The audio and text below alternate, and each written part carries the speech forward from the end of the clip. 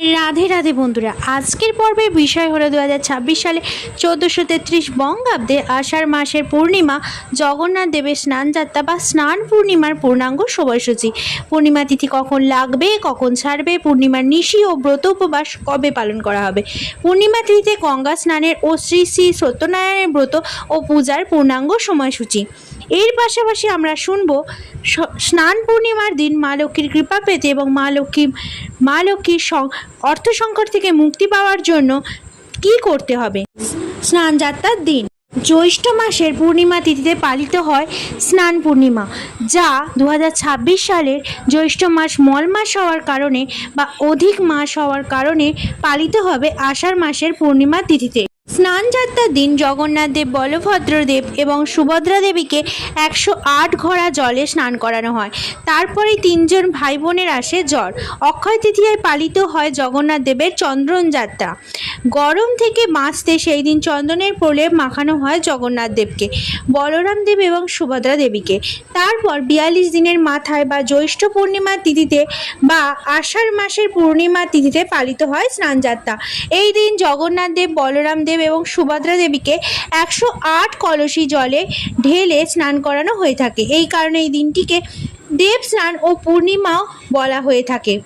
শাস্ত্র অনুসারে স্নানযাত্রার দিন অর্থাৎ স্বয়ম্ভু মনুর যজ্ঞের প্রভাবে আবির্ভূত হয়েছিলেন স্বয়ং জগন্নাথ দেব। প্রতি বছর দেবস্নান পূর্ণিমায় স্নানযাত্রার রীতি পালিত হয় পুরীতে জগন্নাথ দেবের মন্দিরে। স্নানযাত্রা শুরুর আগে রত্নবেদিতে প্রথমে জগন্নাথ দেব, তারপর বলরাম দেব এবং শেষে সুভদ্রা দেবীকে পুষ্পাঞ্জলি দেওয়া হয়ে থাকে। এরপর তাদের স্নানের জন্য স্নানবেদিতে নিয়ে যাওয়া হয়। মন্দিরের উত্তর দিকে কূপ থেকে জল নিয়ে এসে সেই জলে স্নান করানো হয় তিন ভাই বোনকে। সঙ্গে চলতে থাকে মন্ত্রোচ্চার। প্রচলিত বিশ্বাস অনুসারে স্নানবেদিতে জগন্নাথ দেবকে দর্শন করলে সব পাপ থেকে মুক্তি পাওয়া যায়। প্রথাগত বিশ্বাস অনুসারে প্রচণ্ড গরম থেকে বাঁচতে 108 কলসি জলে স্নান করার পর অসুস্থ হয়ে পড়েন জগন্নাথ দেব, বলরাম দেব ও সুভদ্রা দেবী। এই সময় তাদের 15 দিনের জন্য নিবৃত্ত বাস ডাকা হয়ে থাকে। রাজবৈদ্যের তত্ত্বাবধানে তাদের বিশেষ ঔষধপত্র চলতে থাকে। সাধারণ ভক্তদের জন্য এই সময় জগন্নাথ দেবের দর্শন বন্ধ থাকে। তাদের দর্শনের জন্য বিগ্রহের পরিবর্তে মূল মন্দিরে 3টি পটচিত্র রাখা হয়ে থাকে। 15 দিন ঘরবন্দি দশা কাটিয়ে এরপর সুস্থ হয়ে উঠে মাসির বাড়ি যান জগন্নাথ দেব, বলরাম দেব ও সুভদ্রা দেবী। এই যাত্রায় রথযাত্রা নামে পরিচিত। 2026 সালে 1433 বঙ্গাব্দে আষাঢ় মাসের পূর্ণিমা জগন্নাথ দেবের স্নানযাত্রা বা স্নান পূর্ণিমার পূর্ণাঙ্গ সময়সূচি। পূর্ণিমা তিথি শুরু হবে 28শে জুন 2026 বাংলার 13ই আষাঢ় 1433 রবিবার রাত্রি 2:47 পর থেকে। পূর্ণিমা তিথি সমাপ্ত হবে 29শে জুন 2026 বাংলার 14ই আষাঢ় 1433 সোমবার শেষ রাত্রি 4:48 2026 সালে 1431 বঙ্গাব্দে আষাঢ় মাসের পূর্ণিমা জগন্নাথ দেবের স্নানযাত্রা ও স্নান পূর্ণিমার নিশি ও ব্রত একই দিনে পালন হতে চলেছে। 28শে জুন 2026 বাংলার 14ই আষাঢ় 1433 সোমবার প্রদীপ প্রদোষে সন্ধ্যা ঘন্টা 6:23 পর থেকে সন্ধ্যে 7:59 মধ্যে শ্রীনারায়ণের ব্রত ও পূজা, শ্রী শ্রী দেবীর মহা স্নানযাত্রা, পূর্ণিমা পক্ষের শেষ রাত্রি 4:48 মধ্যে জ্যৈষ্ঠী পূর্ণিমা, দেবস্নান পূর্ণিমার গঙ্গা স্নান, দান আর শ্রী শ্রী জগন্নাথ দেবের রথযাত্রা। শ্রী শ্রী জগন্নাথ দেবের মন্দিরে বিশেষ আড়ম্বরের সহিত পূজা, উৎসব ও জনসমাগম শেষ রাত্রি 4:48 পর। জগন্নাথ দেব হলেন অর্থ, সুখ ও সমৃদ্ধি ও শান্তির প্রতীক। জগন্নাথ দেবের আশীর্বাদ ধারণ করলে, তার উপাসনা করলে জীবনের রথটি সুন্দর ছন্দময় করে তোলা সম্ভব হয়। মানুষের জীবনের সব উৎসবের মূল ভিত্তি হলো সুখে থাকা, শান্তিতে থাকা, সমৃদ্ধিতে থাকা। অর্থবৃদ্ধির জন্য স্নান পূর্ণিমার দিন সন্ধেবেলার সময় করুন এই ছোট্ট উপায়টি। এই ছোট্ট উপায়টি বা এই কাজটি যদি আপনি করতে পারেন স্নান পূর্ণিমার দিন সন্ধেবেলায়, জগন্নাথ দেবের আশীর্বাদের সাথে সাথে মা লক্ষ্মী দেবীরও আশীর্বাদও লাভ করতে পারবেন। এই ছোট্ট উপায়টি কী লাগবে: 11 সাদা কড়ি, একটি হলুদ কাপড়, 4 চৌকো, একটি হলুদ কাপড়ে কেশর ও চন্দন কড়ি দিয়ে অনেকগুলি উপায়ের কথা জ্যোতিষশাস্ত্রে বলা হয়েছে। কড়ি দিয়ে যে কোনো উপায় করলে মা লক্ষ্মীকে সহজেই প্রসন্ন করা যায়। কড়ি দিয়ে উপায় করলে মা লক্ষ্মী দেবী খুবই প্রসন্ন হন।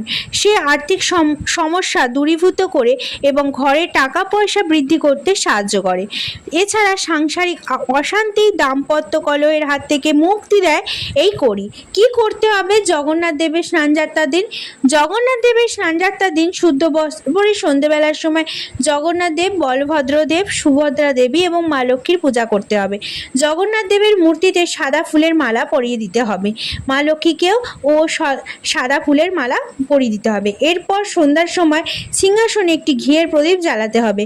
মা লক্ষ্মীকে সাদা মিষ্টির ভোগ, জগন্নাথ দেবকে সাদা মিষ্টির ভোগ অর্পণ করতে হবে। এরপর আসনে বসতে হবে। যিনি ওই উপায়টি করছেন আসনে বসে মাথার উপর গঙ্গার জল ছড়িয়ে নিতে হবে, আশেপাশে গঙ্গা জল ছিটিয়ে দিতে হবে। এরপর কিছুটা চন্দন বেটে নিতে হবে। ওই চন্দনের মধ্যে কেশর মিশিয়ে নিতে হবে।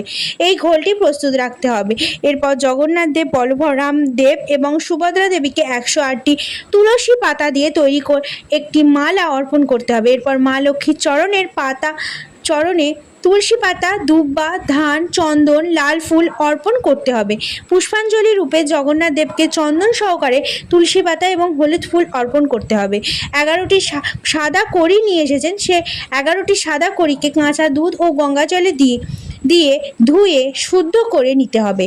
ভালো করে মুছে নেবার পর কেশর ও চন্দনের যে ঘোল তৈরি করেছেন সেই ঘোলের মধ্যে চুবিয়ে একটি করে কড়ি মা লক্ষ্মীর শ্রী চরণে অর্পণ করতে হবে। ওম শ্রীং শ্রী নমঃ, ওম শ্রীং শ্রী নমঃ এই মন্ত্রটি উচ্চারণ করে 11টি কড়ি এইভাবে অর্পণ করে দেওয়ার পর বিধিবদ্ধ আরতি করতে হবে। আরতি সম্পন্ন হলে ওইখানে বসে 1 মালা কিংবা 11 মালা এই মন্ত্রটি আপনাকে জপ করতে হবে। সবথেকে ভালো ফল পেতে হলে 11 মালা জপ করতে হবে।